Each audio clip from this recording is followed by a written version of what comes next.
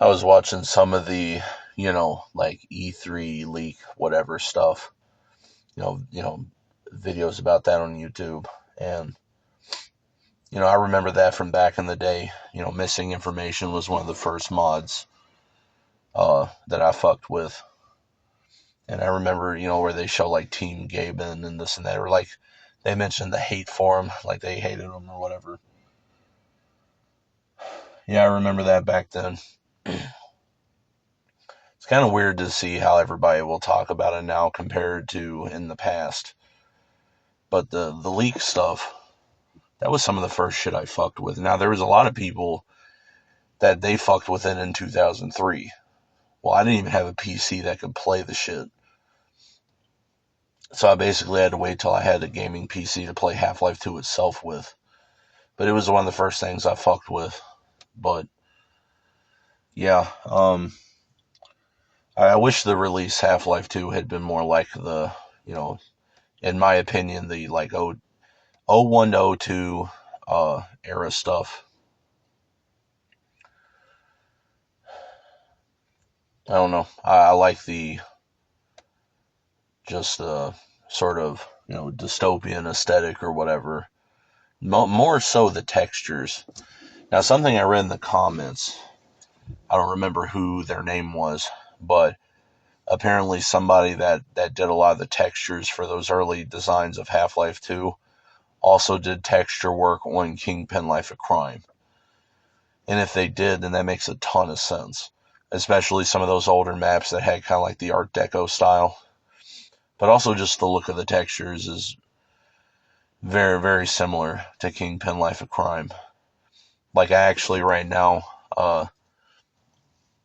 like I mentioned, I think I mentioned, or no, I mentioned, Soldier of Fortune 2 and Max Payne 2, but that was another one. I don't have them on the Half-Life 2 version right this second, but what I do have on it is, the Kingpin Life of Crime textures that I just extracted from the game and converted them over. But, I love Kingpin Life of Crime, and a big part of that is the aesthetic of just the art design of that game is just beautiful, in my opinion. This is something appealing to me about, like all these sort of like downtown urban, industrial settings or whatever. Like, First Encounter Assault Recon, Fear. That was another one I, love to this day. But I've always been attracted to stuff like that. But, there's something unique about the look of, kind of 01 to 02 era Half-Life 2 that I wish the game could have been that. The final game is pretty good. And back in the day I was obsessed with it. But I don't know, it's just not what Half-Life 2 should have been. And I mean the plot of Half-Life 2 doesn't make sense anyway, so it's like, hold on, so the Combine defeated all of the world's militaries in like 7 hours. So how the fuck are you and these fucking rebels still at it? However many weeks, months, years into it. It's like by episode 2, right? It's like, how have y'all not been dealt with yet? It's like, they took the whole planet over, right? Right. It's just contrived and okay, well, I guess because Gordon Freeman's the chosen one or whatever. It's just lame.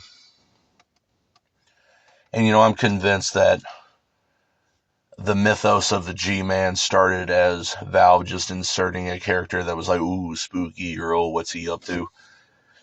And then Gearbox running with that and kind of, he's the one that arms the nuke and opposing force, right?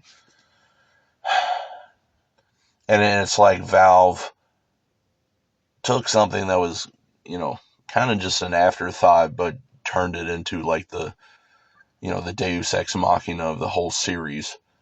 So the G-Man's pulling the strings on everything. And it's just so trite. How they made the guys, it's just funny. So according to, Eli, he was the one that sent me up, or sent me for help or whatever after the resonance cascade. And I was like, that's weird. I'm pretty sure I killed you. you know, because you can like lead him, like after he does the retinal scanner, you can push him into that room where the electricity is and literally just wait for it to kill him. I always wondered why that never happens. Like one of the characters, hey, Barney's like, hey, Gordon, you remember me? You left me to die, motherfucker. It's like, why are they all happy to see you? It's like, hey, Kleiner, yeah, didn't I leave you at the elevator shaft and office complex because your pathfinding wasn't good enough for elevators or whatever? Which is interesting because Kingpin is kind of scary to this day at how good the AI is at climbing ladders and shit. And it's kind of nuts, right? Because it's just so out of character for especially first person shooters of that era to see them just so effortlessly going up ladders and jumping over shit is just crazy. It's like, fuck, if only we had waited a year. But yeah, I don't know. It's just contrived. And that's the reason Duke Nukem Forever sucked. Because Gordon's a celebrity. When there's a ton of reasons why everybody in the game should fucking hate his ass, and most of them never even met him. Oh, hey, are you the guy I heard of? How did they even hear about him? Who did they hear about him from? Barney, right? He's supposed to be a Metro cop, right? And it's just stupid. But the old version is more accurate to what it should have been. It was a more interesting story. It's a more accurate story. It would have just been, hypocritical though. Valve Mega Corporation makes the game about, the Orwellian dystopia.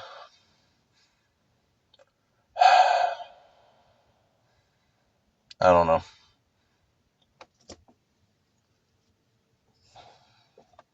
I don't know why they just don't release the shit, Like some of the stuff I've seen, like some of the most interesting stuff, like the TV, the TV stuff, the gas mask guys. Apparently, there's, still no versions of it.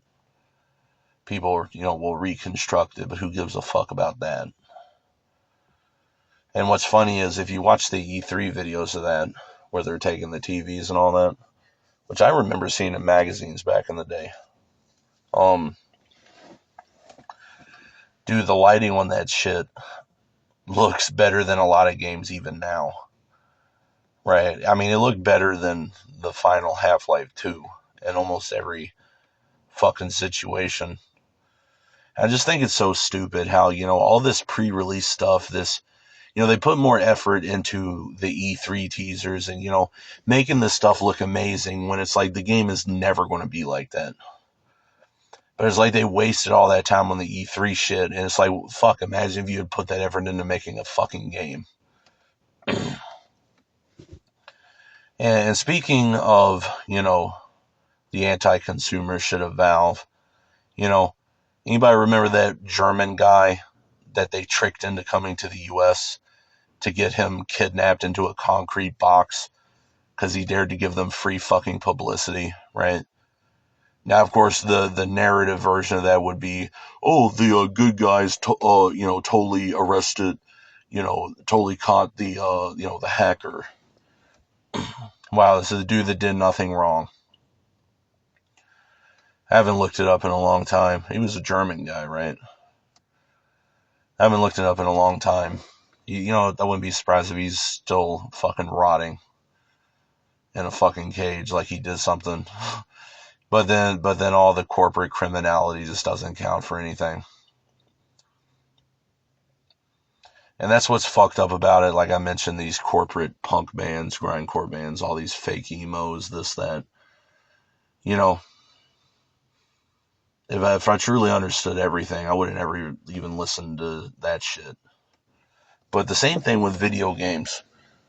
Like these bands, these video games, and it's like calls to my soul. But then you finally realize what's going on. It's like, how the fuck did a thing like that make something so meaningful? Like how could a human possibly make that? And it's like, as far as I can tell, it just is by accident. It's like I don't know, they just got it right by accident. I don't know how else to say it, but everything is just so fucking empty and meaningless.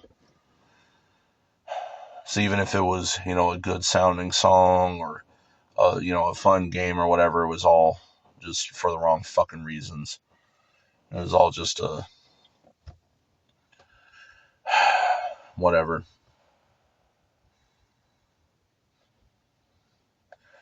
But like I said, I try not to think about it. I try just to focus on, you know,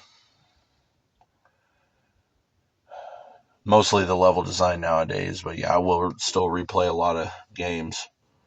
There's a lot of music I still listen to, but there's a lot of them I don't anymore because I tried uploading their songs to YouTube on like alt accounts and then see that they have a copyright claim. And it's like, dude, you have song titles like Death to False Punks and like fuck capitalism and this and that. And then you're going to try to fucking rob money off of my upload, giving you free publicity wasn't enough.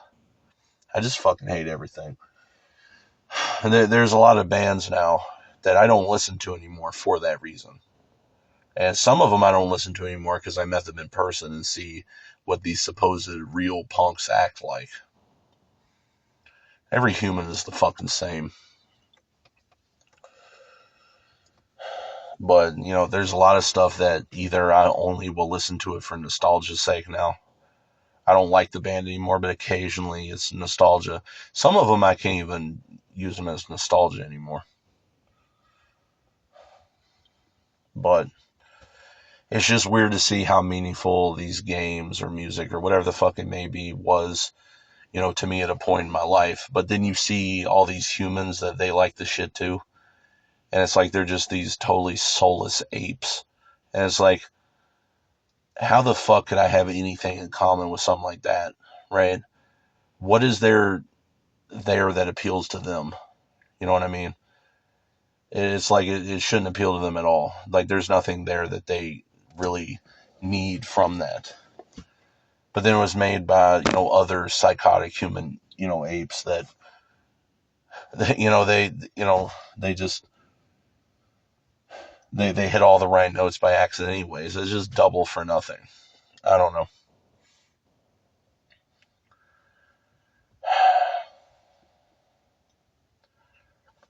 But that's basically all I've been doing lately is, making some custom maps for Half-Life 2. I've been replaying Half-Life 1 and Half-Life 2, fucking with the Counter-Strike betas. I might try to fuck with the earlier one versions of Day of Defeat or something. But I've also been, I'll do that occasionally. Like I'll re-listen to the Unreal Tournament 2004 music or this or that. I've been doing that tonight with the Half-Life 2 music, and the Half-Life 1 music. Because some of it is just, I don't know, it hits right occasionally. I don't actually get nostalgia for Half-Life 2 that much anymore. But,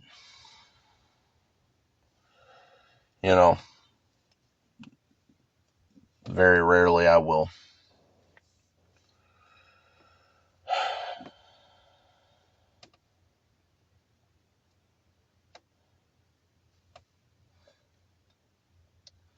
Yeah, I don't know, maybe it's because I put thousands of hours into it, like in 2004 alone. I don't know. But, yeah. I don't know if I'm running out of things to say or if I'm just exhausted in general. But, yeah, I've just been exhausted, just kind of sick of everything. But, I guess making maps of Romanian elevators is kind of distracting me for the